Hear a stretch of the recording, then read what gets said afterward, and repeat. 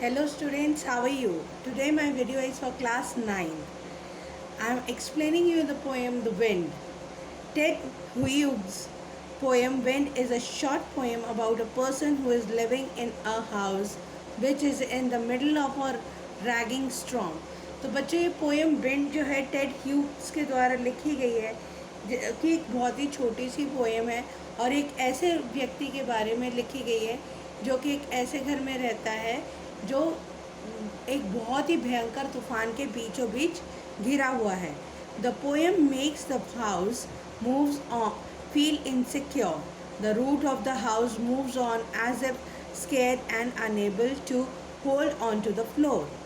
तो ये जो पोएम है उस घर को ऐसा फील कराती है कि जैसे कि वो काफ़ी इनसिक्योर है, मतलब टूटने वाला ही है, गिरने वाला है, लेकिन साथ ही साथ ऐसा उसकी जो जड़ें हैं घर की वो काफ़ी कमज़ोर हो गई है. जैसे बच्चों आप लोग जानते हो जब कोई हमें प्रॉब्लम फेस ऑफ करते हैं तो कई बार ऐसी सिचुएशन आ जाती है लाइफ में, ऐसा लगता है कि अब जो है इस मुसीबत से हम जो है निकल नहीं पाएंगे या यूं ही हम लोग घिर के मर जाएंगे.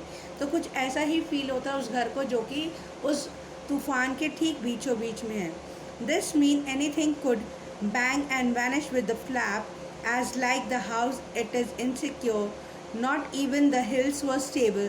They drummed and strained their guy ropes as tense, and come morning had new places due to the blow of the omnipresent wind. सब कुछ जो है विंड जो है सब कुछ तबाह और बर्बाद करे जा रही, मतलब इतनी तेज़ तूफ़ान है कि कुछ कह नहीं सकते हैं.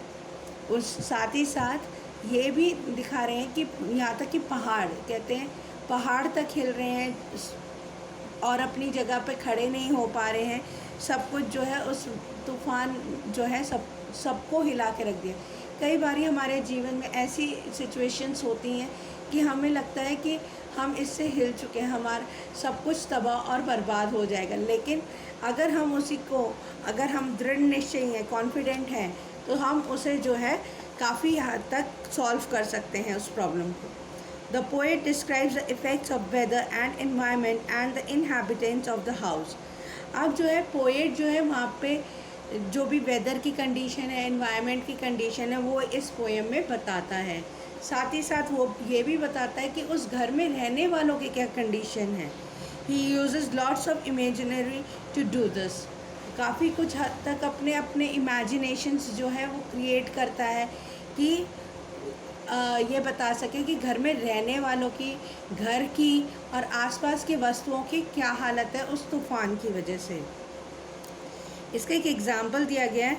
स्लैम्पेंडिंग animals and quivering fields of grim's skyline and the stones cry out.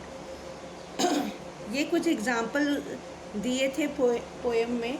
स्टैम्पेंडिंग animals, the quivering fields, the grimacing skyline, यानी कि जो जानवर हैं वो इधर उधर तितर बितर हो गए हैं और जो खेत हैं या मैदान हैं वो ऐसे घबरा रहे हैं, ऐसे कांप रहे हैं. मतलब उसे यहाँ पे एक मानवीकरण अलंकार जिसे हम कहते हैं, personification, what do we use in English, उसका यूज़ किया गया है.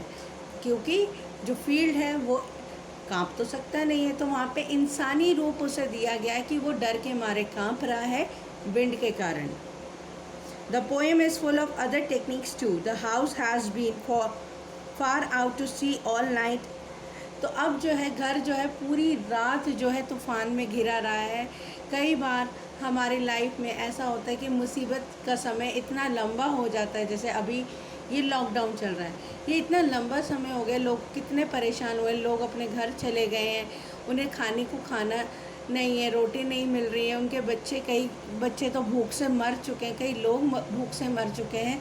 तो ऐसी सिचुएशन होती है कि कई बार हमें लगता है कि हाँ अब हम इस मुसीबत से कभी निकल ही नहीं पाएंगे, लेकिन ऐसा नहीं होता. अगर हम लोग कॉन्फिडेंट हैं और हमें अपने ऊपर विश्वास है तो हम लोग ज़रूर उस मुसीबत से निकल जाएंगे.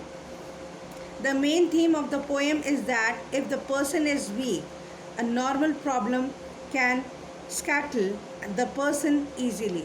तो इस पोएम का मेन थीम ही यही है कि अगर कोई व्यक्ति कमज़ोर है, एक मामूली सी आई मुसीबत भी उसे हिला के रख देती है, उसे तोड़ देती है.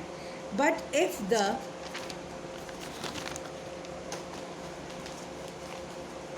If the person is confident and strong, any problem can't scatter the person.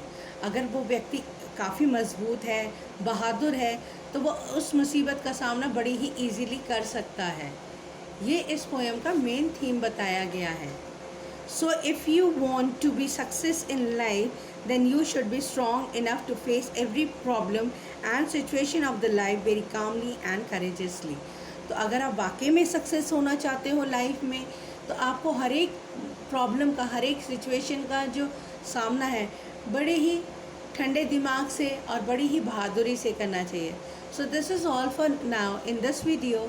Please do the summary and textbook question answers in your notebook in a very neat and clean handwriting, and bye for now.